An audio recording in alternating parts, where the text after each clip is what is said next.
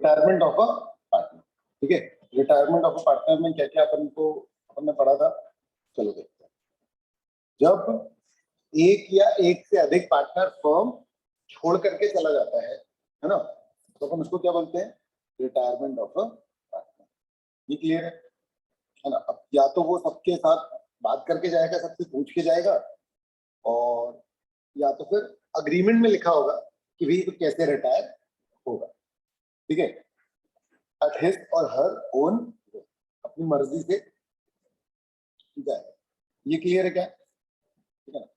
अब रिटायरमेंट के समय क्या क्या प्रॉब्लम्स रहती है, ठीक है ना। नया प्रॉफिट शेयरिंग रेशियो निकालना एक समस्या रहती है, क्लियर है।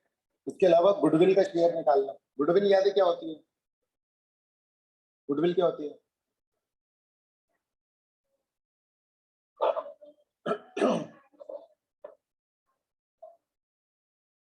जो भी उसने पुरानी मेहनत की है ना, उसका कुछ क्या रहता है कि उसने अपनी वैल्यू क्रिएट की, उस वैल्यू के कारण फ्यूचर में कंज्यूमर उसके पास आएंगे, और जिसके कारण क्या होगा, उसका रेवेन्यू होगा। तो गुडविल की एक्चुअली में मॉनेटरी वैल्यू, कि मैं छोड़ करके जा रहा हूँ लेकिन मेरी जो मेहनत है उसका फल बाद में भी मिलता है, वो है गुडविल। उस प्रॉफिट को, उस फ्यूचर प्रॉफिट को क्या बोलते हैं? गुडविल। वो जा रहा है तो उस हिस्सा ऐसे अलग से भी पैसा लेता है गुडविल का, ठीक है ना। और अगर कोई प्रॉफिट अनडिस्ट्रीब्यूटेड पड़े, उनको बांटना पड़ेगा। और सारे असेट लायबिलिटीज क्या करने पड़ेंगे बच्चे? रीवैल्यू। समझ में आ रहा है? उसके अलावा कैपिटल कैलकुलेट करना पड़ेगा प्रॉपरली, ठीक है। उसके अलावा ठीक है, तो सेक्रीफाइसिंग और गेनिंग रेशियो याद है आपको क्या होता है? सेक्रीफाइसिंग किसमें होता है? एडमिशन में। देखो, जब कोई नया पार्टनर एडमिट होता है ना, मान लो ए है और बी है और सी एडमिट हो रहा है, तो ए जो है वो सेक्रीफाइस करेगा कुछ शेयर, और बी जो है वो कुछ सेक्रीफाइस करेगा, तब जाकर के तो सी को कुछ प्रॉफिट मिलेगा। इसलिए सेक्रीफाइसिंग रेशियो बेसिकली एडमिशन में होता है, और गेनिंग रेशियो बेसिकली रिटायरमेंट में होता है। क्यों? क्योंकि एक पार्टनर जाता है तो उससे उसके हिस्से का बाकी दोनों में बच जाता है। क्लियर है? All partners part of their profit in favour of a new partner, और गेनिंग रेशियो में remaining partner acquires retiring partners share. Clear है? ठीक है। कब कैलकुलेट किया जाता है? ये एडमिशन के टाइम पे। गेनिंग रेशियो कब कैलकुलेट करते हैं? रिटायरमेंट के टाइम पे। फॉर्मूला क्या है? Old ratio minus new ratio. बहुत सिंपल है एक्चुअली। जो इसका ओल्ड रेशियो है ना, ओल्ड ज्यादा रहता है और न्यू कम, क्योंकि पहले ए को ज्यादा पैसे मिल रहे थे, सी एडमिट हुआ तो कुछ इसने शेयर कर दिया किसके साथ? सी के साथ। तो क्या हुआ अल्टीमेटली? फिर ए का शेयर कम हो गया, समझ रहे? तो कितना कम हुआ वो हम निकालेंगे तो हमको पता लग जाएगा कि ए ने कितना सैक्रिफाइस किया। क्लियर? और इसमें न्यू ज्यादा होता है, क्योंकि कोई छोड़ के गया तो उसके हिस्से का भी बट गया। किसके बीच में बट गया? रिमेनिंग पार्टनर्स के बीच में। Clear? Purpose, new partner share of goodwill is divided in the sacrificing ratio, और रिटायरिंग पार्टनर जो है उसका शेयर जो है वो गेनिंग, वो जो बचे पार्टनर है वो गेनिंग रेशियो में रहता है ना। तो सबसे पहले अपन क्या करते हैं? Change in PSR. क्लियर है? चलो, तो ratio in which old all partners distribute their profits and losses before the existing partner.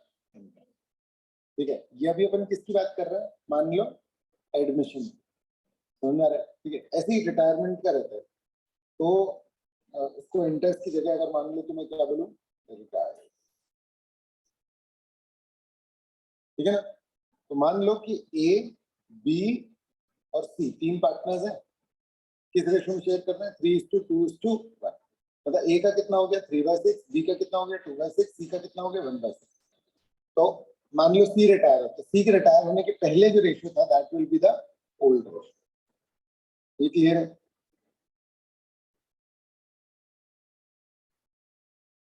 ठीक है ना। इन लोग 5:3:2 लेके चलते हैं।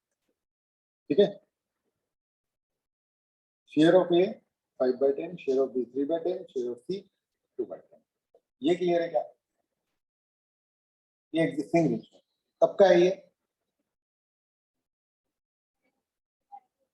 रिटायर होने के पहले, है ना। अगर ओल्ड रेशियो नहीं दिया होगा क्वेश्चन में तो क्या मान लोगे? 1:1:1। अगर ओल्ड रेशियो नहीं दिया है तो क्या मान लोगे? 1:1:1। कॉपी में कुछ कुछ चीजें नोट करते जाओ, रिवीजन टाइप आपका होता जाएगा। क्लियर है नहीं?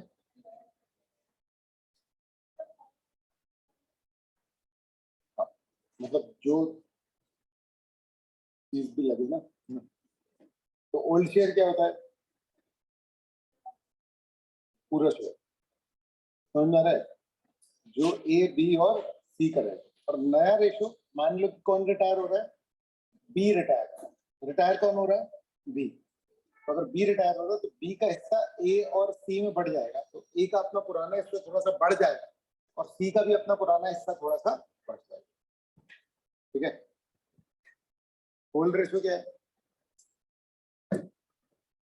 5:3:2। न्यू रेशो क्या है? 6:3। क्लियर है? क्योंकि बी जो है वो क्या कर गया है? रिटायर कर गया। ठीक है। तो A B C old partners थे और ए और सी जो है वो न्यू पार्टनर। तो B retires and his share of profit is distributed among A and C. ये क्लियर है क्या? ठीक है ना। फिर क्या है? When an existing partner retires, उसका जो शेयर है, मान लो बी का शेयर कितना था? 20%। उसका शेयर बाकी पार्टनर्स ले जाते हैं। ठीक है, ये अपना पीएसआर का कैलकुलेशन था।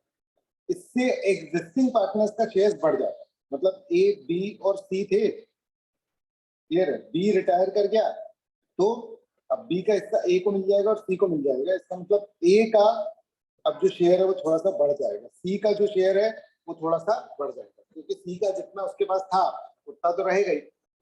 जो भी बी ने दिया वो क्या हो जाएगा? और आगे। क्या है? क्लियर है ना? तो ये न्यू रेशियो जो बेसिकली अपन 60-40 40-60 जो भी बोलना चाहे बोल सकते हैं। ठीक है ना। न्यू रेशियो क्या है? The ratio in which remaining partners share future profits and losses. मतलब बचे हुए पार्टनर्स अब फ्यूचर में अपना प्रॉफिट कैसे शेयर करेंगे उसको क्या बोलेंगे? New ratio. देखो, रिटायरमेंट का मतलब फिर से बोल रहा हूँ, ए बी सी 3 पार्टनर, समझ रहे? और कौन रिटायर हो रहा है? बी।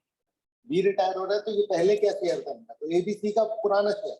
और नए पार्टनर कौन है? ए और सी। तो ए और सी आपस में कैसे शेयर करेंगे? ये क्या होगा? New share. ठीक है, ये न्यू शेयर। गेन क्या होगा? जितना एग्जिस्टिंग पार्टनर्स को मिला, मान लो कि पहले ए को मिल रहा था 40%, अब उसको 5% और मिलने लग गया, यानी कि उसका कितना हो गया? 45%। तो ये जो 5% उसको एक्स्ट्रा मिल रहा है, this will be the gain. आ रहा है समझ? क्लियर है? ठीक है ना। ए का गेन इसमें 10% है, बी का, सी बोल लो, सी का कितना है? 10%, यानी 20%। बी जो है वो रिटायर कर गया। अब रिटायर कर गया तो उसको 20% प्रॉफिट मिल रहा था, उसको मिला 10, ए को मिलेगा 10 और सी को। ये क्लियर है क्या? ठीक है ना। Share of retiring partner B का शेयर कितना था? 20%। तो जितना, इसको ऐसे लिख सकते हैं, जितना रिटायरिंग पार्टनर का सैक्रिफाइस होगा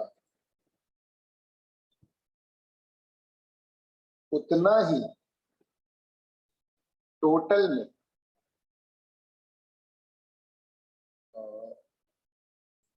रिमेनिंग पार्टनर्स का गेन होगा। बोले क्लियर है? जितना वो छोड़ के जाएगा वही तो मिलेगा ना बचे हुए पार्टनर। क्लियर है? तो पुराने रिटायरिंग पार्टनर का जो शेयर था, आ रहा है समझ?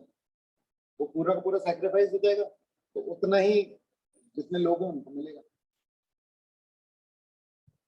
तो ए और बी को दोनों को कितना मिल रहा है? 10-10%। बी कितना छोड़ के गया फॉर्म में? 20%। अब इस चीज को अगर आप देखोगे तो आपको ऐसे भी समझ में आएगा कि पहले शेयर कितना था,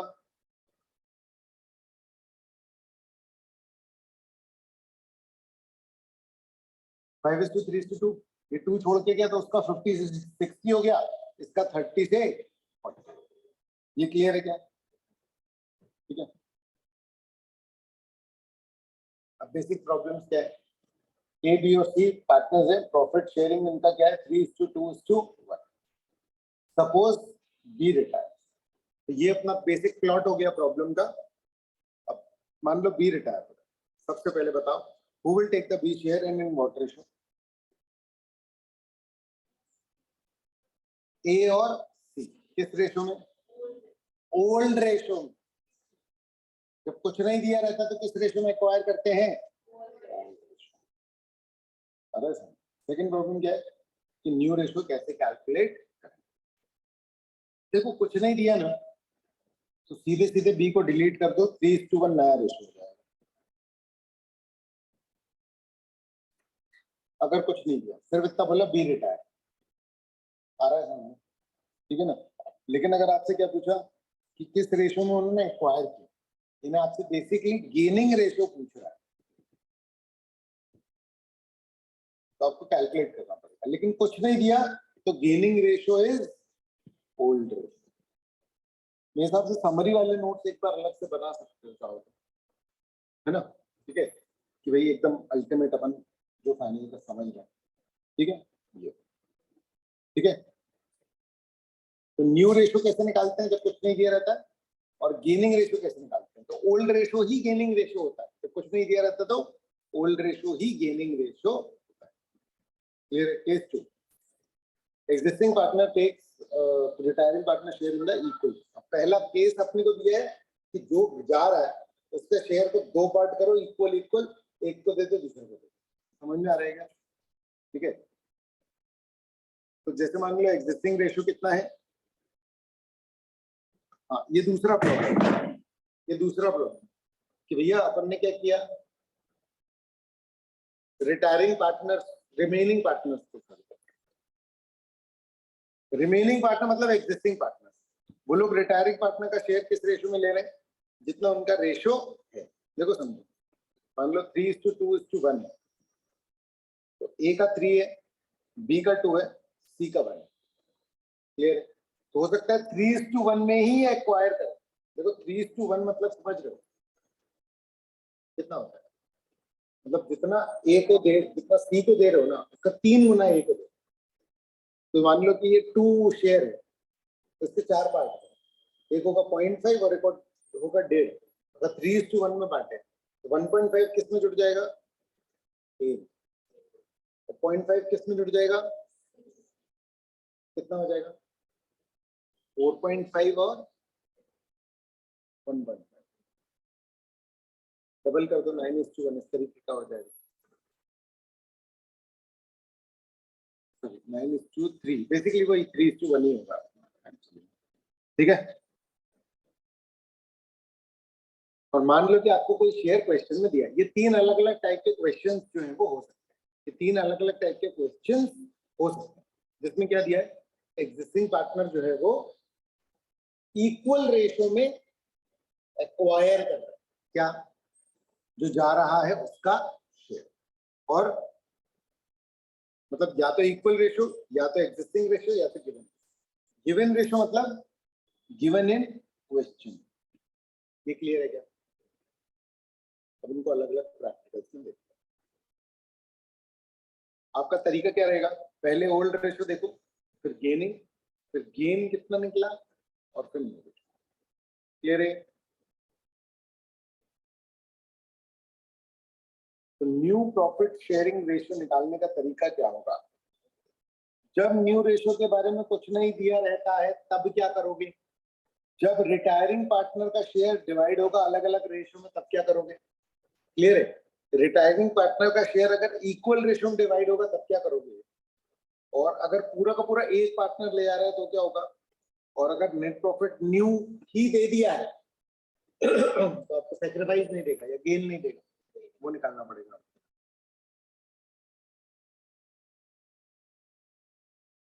चलो ये वाला करके देखो।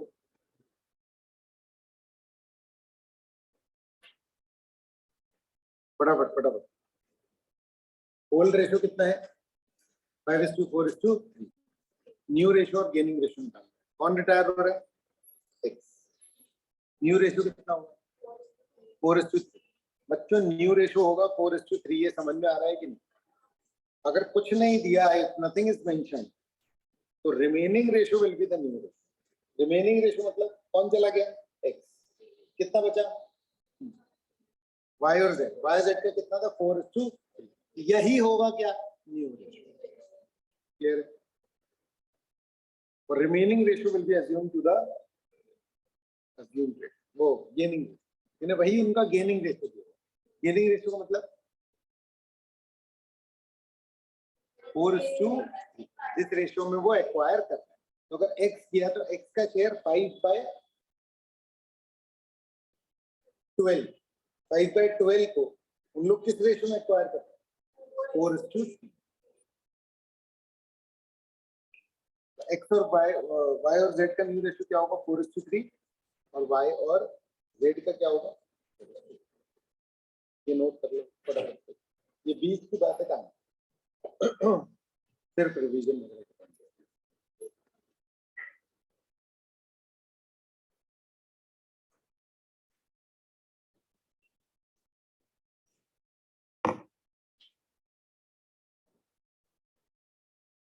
ठीक है ना?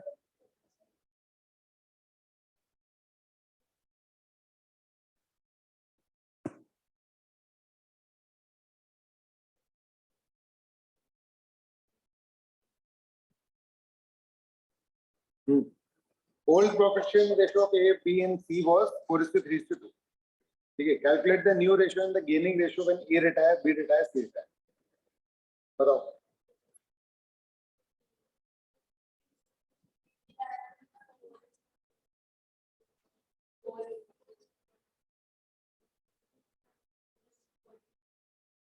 ठीक है क्या? अगर रिटायरिंग पार्टनर का इक्वल रेशियो में डिवाइड करेंगे तब क्या होगा? करो ये वाला।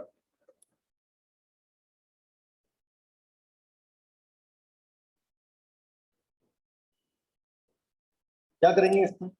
5:4:3 है। बी रिटायर हो गया तो बी का शेयर कितना था? बी का शेयर कितना था? 4/12। 4/12 के दो इक्वल टुकड़े करो, कितने होगा? किसी भी रेशियो में इक्वल टुकड़े करोगे तो क्या होगा?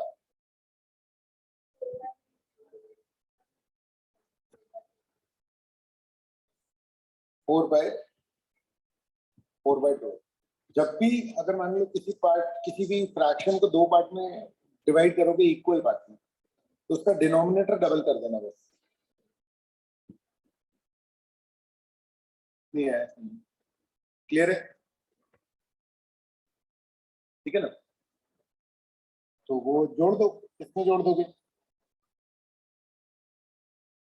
5/12, 3/12। ऑटोमेटिकली न्यू रेशियो आ जाएगा। ऐसा भी कर सकते हो। ये क्या किया हुआ है? ए का गेन निकाला। ए को कितना मिला? तो ए को इसके शेयर का आधा मिला होगा, तो इसके शेयर का आधा इतना हुआ, यानी ये किसको मिला? बी को। ऐसे ही सी का हिस्सा कितना था?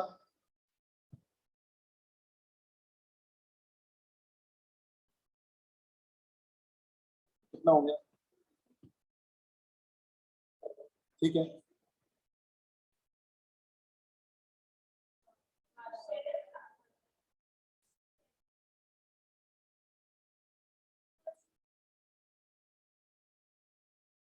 ठीक है, समझ तो गए हो ना?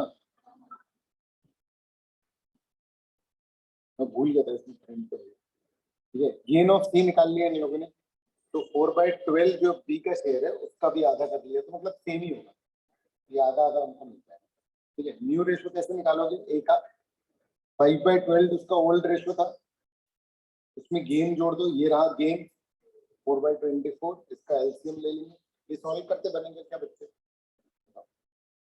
ये फ्रैक्शन बनेगा, तेरे को सॉल्व करते हैं, हाँ या नहीं बिल्कुल क्लियरली बता, बनेगा?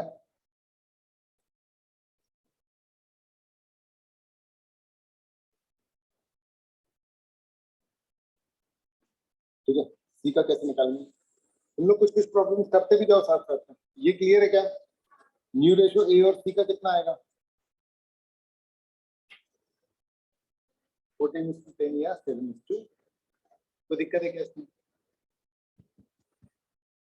अब रिटायरिंग पार्टनर का शेयर अगर मान लो कि किस रेशियो में डिवाइड करना है, कोई पर्टिकुलर कुछ दिया हुआ है, करो उसको फटाफट से।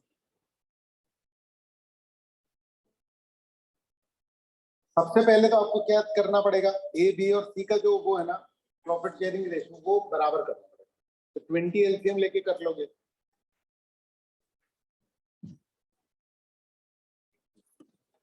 करो ये अलग अलग।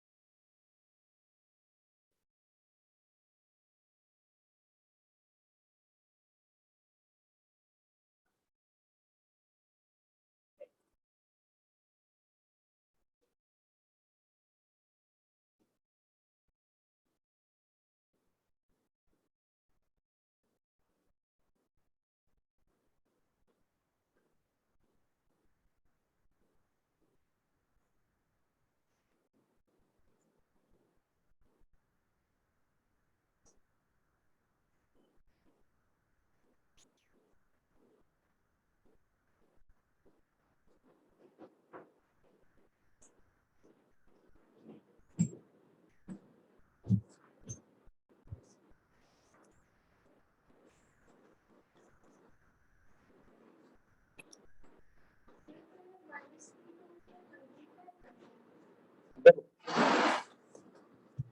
1:2 रेशियो है, 1:2 जो है ना वो रेशियो है, जिस रेशियो में बी का हिस्सा जो है वो डिवाइड किया जाएगा। सॉरी, कौन रिटायर हो रहा है?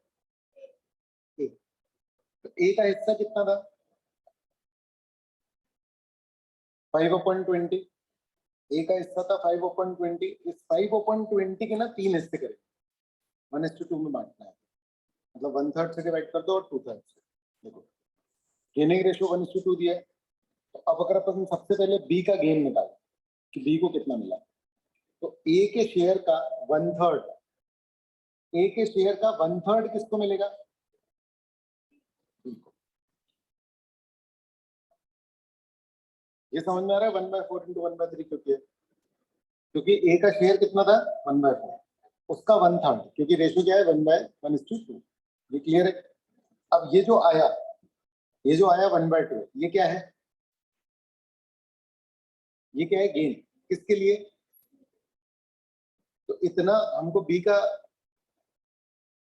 न्यू शेयर निकालने के लिए हम क्या करेंगे?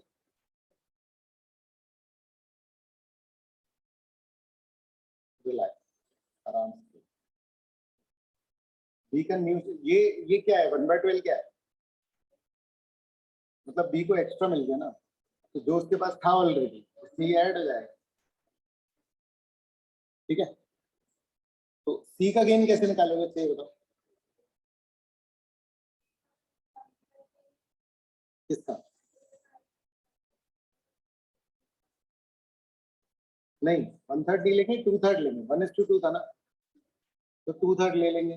5/20 या 1/4 जो भी बोलना है बोल सकते हो। बस ड्यूरेशन निकालने के लिए इसको ऐड कर देंगे। ठीक है,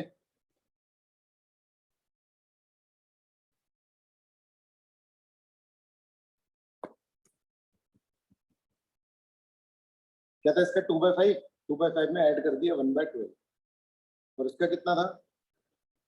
सी का 7/20, इसमें अपन ने ऐड कर दिया 2/12। ये आ गया यार। जब भी ये डिनोमिनेटर इक्वल ना होना कहीं भी न्यू रेशियो का, तो हमें इसे इक्वल कर लेना पड़ेगा। क्लियर है?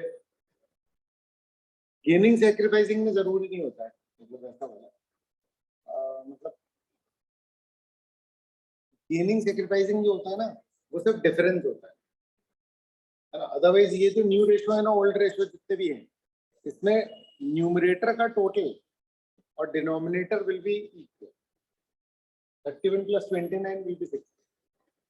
ठीक है ना।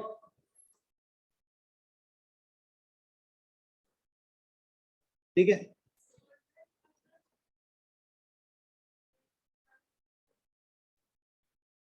क्या? हाँ,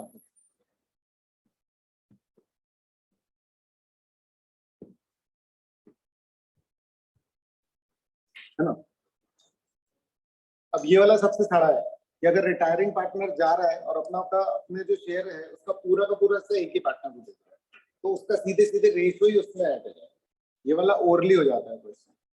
मतलब ये दिया हुआ है 5:3:2।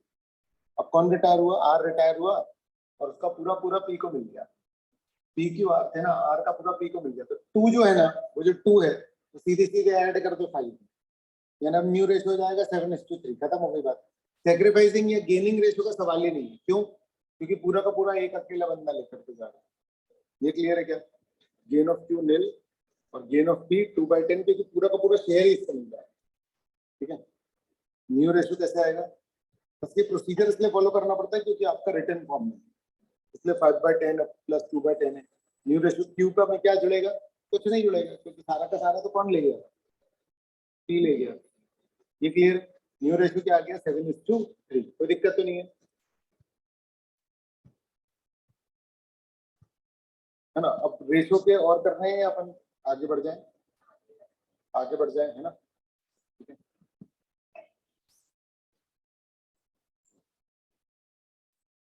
Treatment of goodwill. गुडविल क्या होता है? रेप्यूटेशन की मनी वैल्यू। रेप्यूटेशन की money value in respect of profits expected in future over and above the normal. ठीक है ना। तो हम करते क्या है कि जो जा रहा होता है ना, उसको गुडविल का अमाउंट कैलकुलेट करके दे देते हैं। उसका कैपिटल क्रेडिट हो जाता है, उसके कैपिटल में ऐड हो जाता है। ये क्लियर है? ठीक है ना। एंट्री क्या होती है? देखो समझो, कई तरीके से हो सकती है। गुडविल अकाउंट खोल लो, नहीं खोलो। नॉर्मली अपन गुडविल अकाउंट नहीं खोलते। नहीं खोलेंगे तो क्या होगा? जो रिमेनिंग पार्टनर है वो, उनका कैपिटल डेबिट हो जाएगा और जो रिटायरिंग पार्टनर उसका कैपिटल क्या हो जाएगा? क्रेडिट हो जाएगा, है ना। ठीक है। तो remaining partner to retiring partner कितने अमाउंट से? जो भी गुडविल का उसका हिस्सा, यानी आप टोटल फर्म की गुडविल अगर आपको दी होगी तो उसका हिस्सा निकालना पड़ेगा। और अगर मान लो उसका हिस्सा दिया हुआ है तो सीधे सीधे उसी के ऊपर। यहाँ पर ये किस रेशियो में जाएगा रिमेनिंग पार्टनर्स के डेबिट पे? तो ये ध्यान रखना कि ये गेनिंग रेशियो में जाएगा। अमाउंट कैसे कैलकुलेट होगा? जब आप गेनिंग रेशियो निकालेंगे। क्लियर? तो एक नोट क्या है, हमेशा सबसे पहले आपको क्या करना है? गेनिंग रेशियो कैलकुलेट करना है। ठीक है ना। तो जैसे पी क्यू आर है, sharing profit losses equally. R retire हुआ और गुडविल कितनी वैल्यू हुई फर्म की? 3,60,000। न्यू रेशियो पी और क्यू का कितना है? 3:2। ठीक है। तो एक्चुअली में हो क्या रहा है बताओ? जर्नल एंट्री करो गुडविल की। आर रिटायर हो रहा है तो आर का शेयर निकालोगे। 3,60,000 इंटू आर का शेयर कितना है? 1/3। 1/3 कितना हुआ? 1,20,000। 1,20,000 को, अच्छा अब अगर आपको न्यू रेशियो दिया हुआ है तो आप क्या निकाल सकते हो? Gaining ratio. तो गेनिंग रेशियो कैसे निकालोगे? New minus old. रिटायरमेंट में न्यू वाला ज्यादा रहता है तो न्यू माइनस ओल्ड करते हैं, और एडमिशन में वो अलग रहता है। चलो एडमिशन में, ठीक है। तो न्यू माइनस ओल्ड ही याद रखना है, एडमिशन तो आएगा। क्लियर है?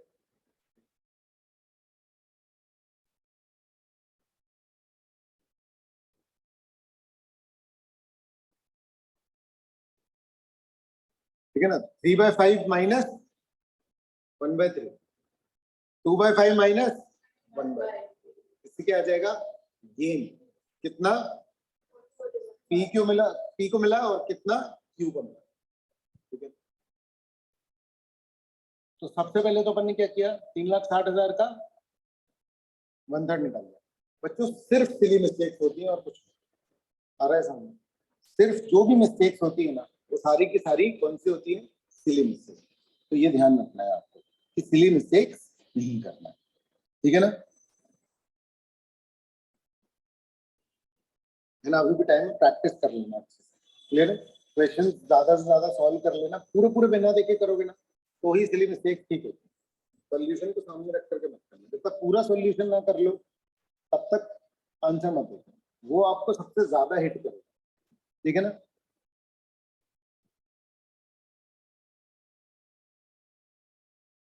ये ठीक है क्या? Gain of Q, gain of P और गेन ऑफ क्यू, तो 4:1 एक तरीके से क्या आ गया आपका कौन सा रेशियो? Gaining ratio. तो 1,20,000 रुपए से आर का कैपिटल क्रेडिट हो जाएगा और पी और क्यू का कैपिटल डेबिट हो जाएगा। कितने कितने अमाउंट से पी और क्यू का कैपिटल डेबिट होगा? पी का कैपिटल डेबिट होगा कितने से? 1,20,000 के 5 हिस्से करो तो 20,000 नहीं कितना होगा? 19 समथिंग कुछ अजीब का होगा, 24,000।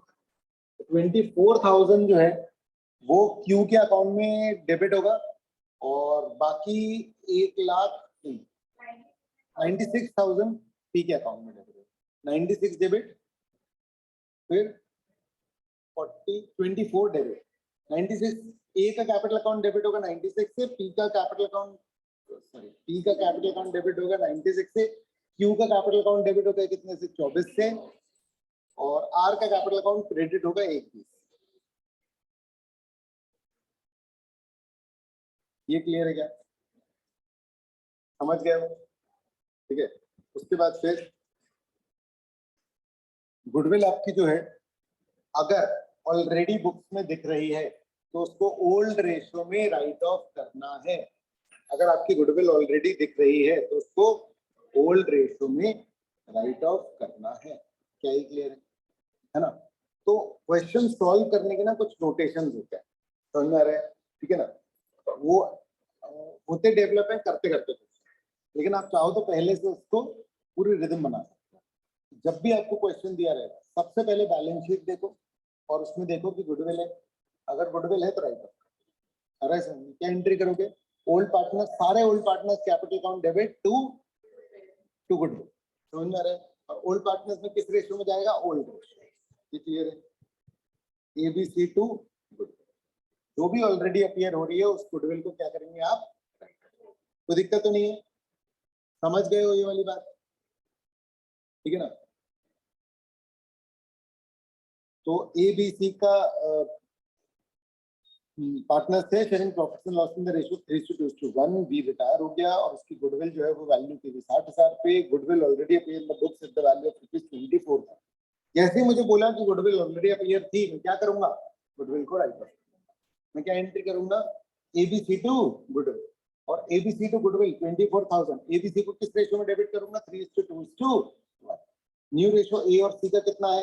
3:2। अगर मुझे न्यू रेशियो दिया हुआ है तो मैं सैक्रिफाइसिंग कैलकुलेट कर लूंगा, 3/5 माइनस 3/6 ए का, समझ में आ रहा है? और सी का कितना है? 2/5। 2/5 माइनस सी का ओल्ड कितना था? 1/6, तो 2/5 माइनस 1/6 कर लूंगा। तो इन दोनों को माइनस करके मेरा क्या आ जाएगा? गेन ऑफ ए और गेन ऑफ बी। इस तरीके का अपना कुछ प्रेजेंटेशन हम रखेंगे, समझ में आ रहा है? ये जरूरी है क्योंकि फिर इसमें अगर कहीं पर भी छोटी सी भी मिस्टेक हो तो गड़बड़ हो जाएगी। मैंने बताया नहीं होगा आपको शायद, अभी सीए वाले बच्चों के ना मैं वो कर रहा हूँ, मतलब टेस्ट सीरीज रखवाई है मैंने, ठीक है ना? तो उनका एक क्वेश्चन था, ठीक है, जैसे डेप्रिसिएशन का होता है ना वैसे ही था, ठीक है, हायर परचेज करा एक होता है। अब उसमें उन लोगों ने क्या किया? 3 ट्रक खरीदे, है ना, और उसका लोन की इंस्टॉलमेंट चुकानी, डाउन पेमेंट उसने 25,000 करी 3 ट्रक के लिए, समझ रहा है? उसके बाद उस पर डेप्रिसिएशन और वो सब लगाना था। उस लड़के ने क्या किया? परचेज तो किया 3 लाख के, पर डाउन पेमेंट अकाउंट में 25,000 लिखी, जबकि 25,000 फॉर ईच ट्रक थी और 3 ट्रक। 8 नंबर का क्वेश्चन, उसको 1 नंबर से ज्यादा में नहीं दे पाया, जबकि पूरा आंसर सही था। पूरा आंसर कैसे सही था? प्रोसीजर वाइज, जो कि मेरे को पता है ना, क्योंकि मेरी स्टूडेंट रही है, तो मैंने उसको देखा कि हाँ भाई इसने प्रोसेस तो पूरा फॉलो किया। एक भी अमाउंट मैच नहीं करता इसके बाद।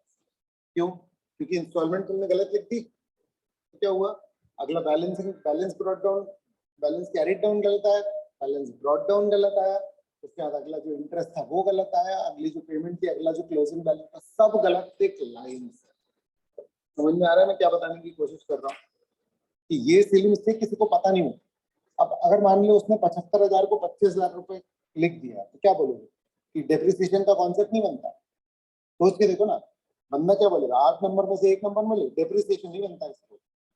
और हो सकता है कि डेप्रिसिएशन उसको सबसे अच्छे से बनता है, उसकी इंग्लिश थोड़ी सी भी, या सिर्फ उस समय क्या हुआ था, कुछ ध्यान इधर उधर चला गया। अरे सर जैसे ही क्वेश्चन पढ़ रहा था किसी ने छीन दिया, अरे 25,000 है जल्दी लिख लो। अरे सर हाँ ठीक है, वो 25,000 ईच नहीं पढ़ पाई, उसको पता दिखा कि डाउन पेमेंट 25,000। अरे पेपर चेक कर रहा हूँ मैं, समझ में आ रहा है, इससे पता लग रहा है। ठीक है ना? तो ये इसमें तो इतने सारे, जिसमें भी खूब ज्यादा नंबर रहते हैं ना, उन चांसेस रहते हैं एक भी गलत हुआ और फिर, और इसमें गलती सिर्फ मिनिमाइज एक ही तरीके से हो सकती है, इतने क्वेश्चन सॉल्व कर लो ना।